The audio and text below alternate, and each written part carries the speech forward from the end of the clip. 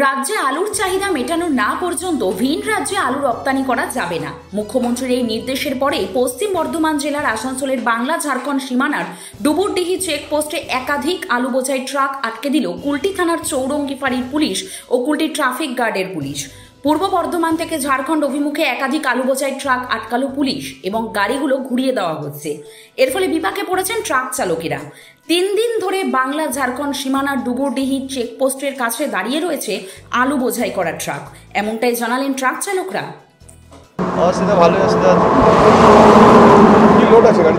আলু হচ্ছে অন্য গাড়ি ফাঁক করে ফিরেই চলে যাচ্ছে।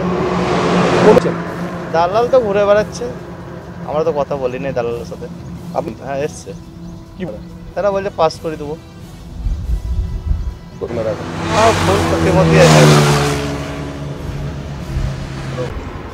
অসুবিধার মধ্যে তো দাঁড়িয়ে আছি আমরা, এটাই অসুবিধা। কদিন থেকে দাঁড়িয়ে আছেন? 3 দিন। হ্যাঁ খারাপ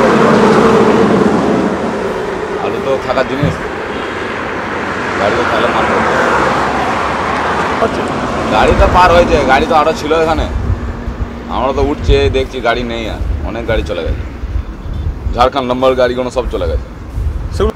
বন্ধে গেছে, এইদিকে গেছে, এবং ওই কী নাম বলে ওটা তোমার ওই জামতারা হয়ে যাচ্ছে গাড়ি, এদিকেও বেরোচ্ছে মনে হয়, জানি না ঠিক, আমি এদিকে হতেও পারে তো, সেটা বলি। কি চান?